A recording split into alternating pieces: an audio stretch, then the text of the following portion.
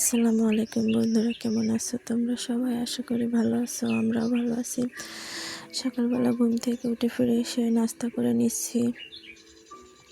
ছেলে মেয়ে দুজনকে নাস্তা করিয়ে দিয়েছি। আজকে মেয়ের স্কুলে বই দেবে এবং ওর রোলটাও বলে দেবে, এই জন্য রান্না করবো না, সকালে নাস্তাই করে নিচ্ছি। নাস্তা করে রেডি হয়ে তারপরে ও মেয়েকে নিয়ে স্কুলে যাব। আমার এই রুমটাতে এই জানালা দিয়ে সকালের অনেক সুন্দর রৌদ্র আসে, এই জন্য এখানে বসে নাস্তাটা করে নিলাম। নাস্তা করে রেডি হয়ে মেয়েকে নিয়ে স্কুলে গিয়েছিলাম। স্কুল থেকে এসে রান্না বসিয়ে দিয়েছি। বাড়িতে এসে দেখি কোনো রান্না করার জিনিসই নেই। ফ্রিজে 3টা ডিম ছিল আর একটা আলু ছিল। আলুটা ছোটো ছোটো করে কেটে 3টা ডিম দিয়ে একটু ভুনা টাইপের করলাম। তোমাদের সঙ্গে গল্প করতে করতে ভুলে গেছি মেয়ের রেজাল্টের কথা বলতে। মেয়ে ইনশাল্লাহ আল্লাহর রহমতে ফার্স্ট স্থান অধিকার করেছে। ওর রোলটা এক হয়েছে। আল্লাহর অশেষ রহমতে মেয়ের ইচ্ছা পূর্ণ হয়েছে এবং আমাদের ইচ্ছাও পূর্ণ হয়েছে।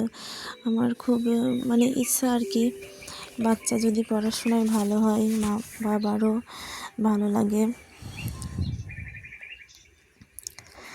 তোমরা সবাই আমার মেয়ের জন্য আরও দোয়া করবে, যেন সামনে আরও এভাবেই যেন প্রত্যেকটা ক্লাসে ফার্স্ট হতে পারে, ভালো রেজাল্ট করে। ইচ্ছা আছে ওকে অনেক দূর পড়াশোনা করাবো, যেটা সব মা বাবারই থাকে।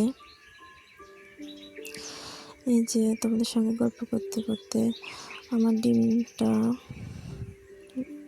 প্রায় শেষের দিকেই, এখন পানিটা দিয়ে ঝোল দিয়ে দিলাম। ঝোলটা হয়ে গিয়েছে, এই যে নামিয়েও নিয়েছি। কালারটা কিন্তু সুন্দর হয়েছে। একটা ডিম আমার মেয়ে খেয়ে নিয়েছে।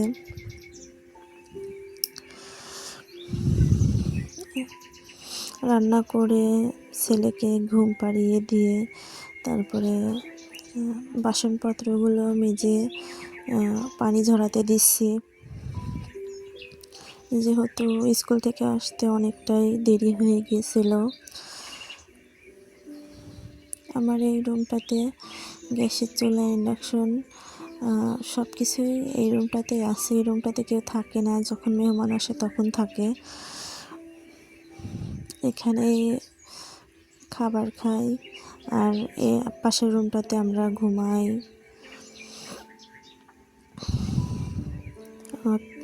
বাসনপত্রগুলো পানি ঝরাতে এসে দেখে আমার মেয়ে গোসল করতে গিয়ে পুকুরে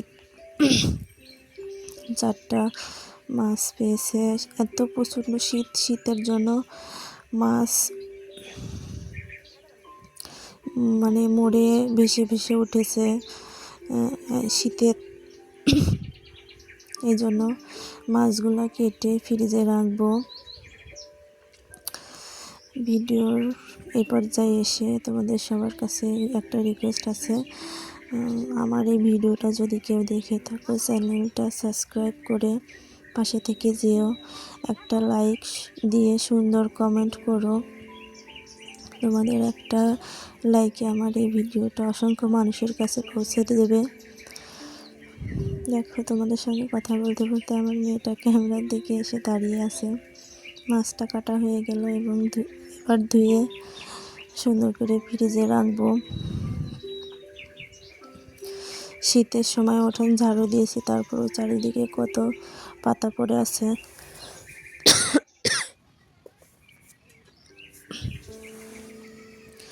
যেহেতু আমার গলায় সমস্যা, কথা বলতে একটু কষ্ট হচ্ছে, ঠান্ডা লেগেছে, যদি কারোর বুঝতে সমস্যা হয় প্লিজ একটু মানিয়ে নিও। দেখো আমার ছেলেটা এখনও ঘুমাচ্ছে। আমার এই জানালাটা দিয়ে সকাল থেকে বিকাল পর্যন্ত রৌদ্র আসে। ও দেখো ঘুমানোর আগে ড্রেসিং টেবিলের অবস্থা কী করে রেখেছে। এগুলা ও ঘুমিয়ে থাকবে আর আমি এগুলা গুছিয়ে নেব। স্কুল থেকে এসে সব কাজ করে নিয়েছি, সব কাজে ক্যামেরাবন্দি করতে পারি নাই। আমার এই ছোট্ট মাটির ঘরটাকে নিজের মতো সাজিয়ে গুছিয়ে রাখার চেষ্টা করি। খুব দামি জিনিসপত্র নেই, তারপরে এখানে আমার সুখ, এখানেই আমার শান্তি।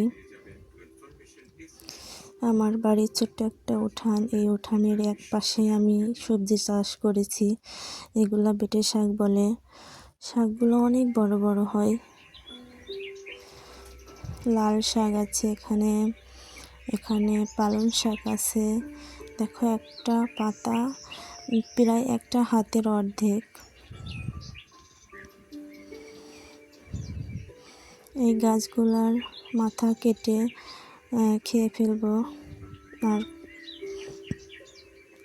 দুই একটা গাছ রেখে দেব বীজ বানানোর জন্য। দেখো সরিষা গাছ হয়েছে অনেকগুলা,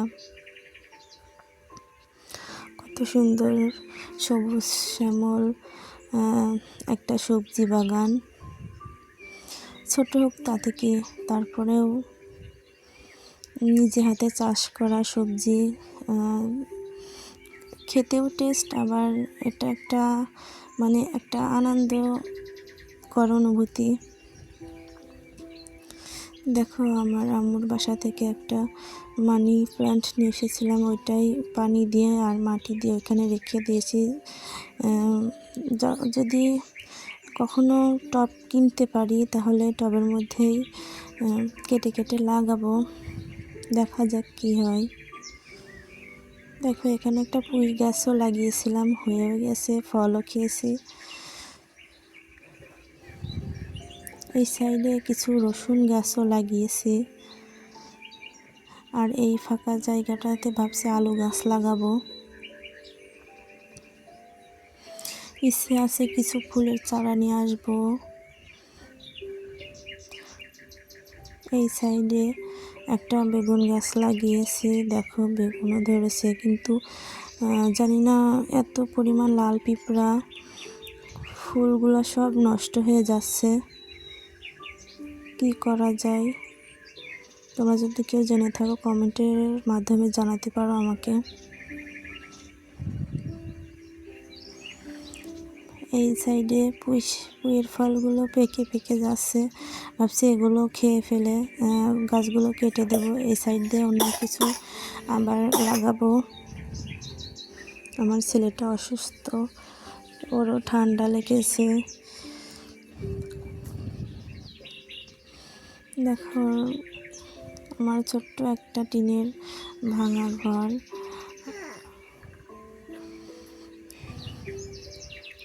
ভিডিওটা শেষ পর্যন্ত